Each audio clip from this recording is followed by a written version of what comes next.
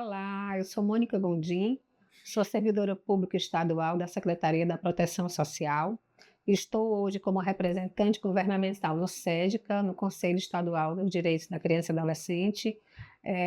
na função de vice-presidente desse conselho. Institucionalmente, eu trabalho aqui nessa secretaria, na coordenação da Proteção Social Especial. E hoje eu fui convidada para a gente estar falando aqui sobre o CIPIA, o Sistema de Informação para a Infância e Adolescência, né? Como o nome diz, é um o sistema que ele é alimentado por dados do Conselho Tutelar, pelos conselheiros tutelares que fazem essa alimentação de dados, de violações de direitos, que esse sistema registra toda a vida que a população ou o próprio demandante chega a um conselho tutelar para registrar uma violência, uma violação de direito com criança e adolescente. E a minha conversa com vocês é mais para a gente estar ressaltando a importância desse sistema no cenário das políticas públicas, tá? A gente tem hoje o Sistema Único da Assistência Social, o SUAS, que é da onde eu falo, da onde estou na minha secretaria, onde eu faço o meu trabalho. E esse sistema ele é responsável pelas políticas de proteção social, pelas políticas de assistência social, da política pública da assistência social, e como todas as outras políticas, saúde, a educação, elas têm que ser elaboradas diante da constatação de uma realidade onde você tenha dados efetivos para poder estar formatando políticas públicas para a infância e adolescência, baseada em dados reais, numa realidade concreta e no conhecimento dos territórios. Então, cada vez que um conselho tutelar registra nesse sistema as informações que ele recebe quando atende a população, quando atende uma denúncia, quando atende uma violação de direito de criança e adolescente, ele está ajudando, né, ele está colaborando para que aquele município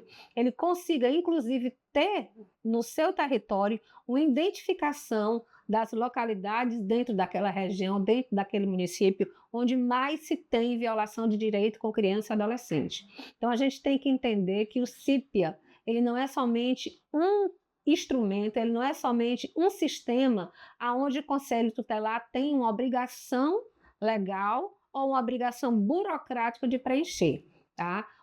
Falar com o CIPIA, conversar com os dados do CIPIA, quer dizer a gente montar uma política pública adequada à nossa realidade. Quando, por exemplo, o CIPIA, no final de um mês, ele faz um levantamento, ele faz uma leitura do seu relatório, ele vai poder identificar aonde naquele município de referência está sendo feito as violações, ocasionadas as violações de direito com criança e adolescente, de uma forma concreta e com dados balizados e dados qualificados. A gente vai poder saber em que bairro, em que distrito tem criança sendo explorada sexualmente, em que bairro,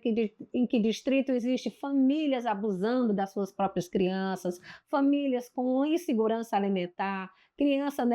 sendo negligenciada, criança sendo vítima de violências físicas, se são meninos, se são meninas, qual é a faixa etária. Então, tudo isso a gente consegue ter essa leitura do CIPIA, e essa leitura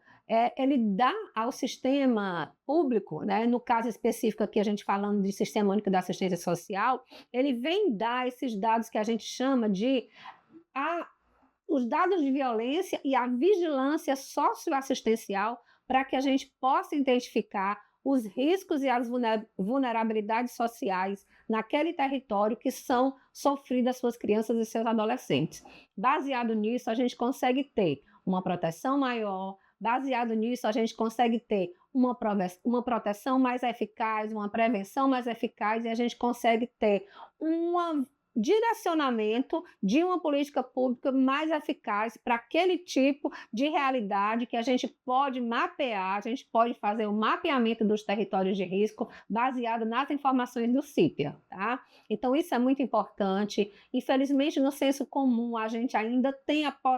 algumas possibilidades de pensamento equivocados de que o CIPIA é um sistema onde a gente burocraticamente vai colocar informação, mas não é isso. Além dele também ser altamente autodidata, o conselheiro tutelar ele consegue se empoderar e se incorporar mais da legislação da proteção e pode sim trocar informações com a gestão municipal. É importante também a gente destacar que um CIP bem alimentado, sem dado o retorno dos dados, dos riscos que ele identifica à gestão municipal, a gente não consegue ter essa formação, essa formatação mais eficaz e qualificada, né, de acordo com o território de cada um, com as diferenças de cada um, com a diversidade de cada um daquele município.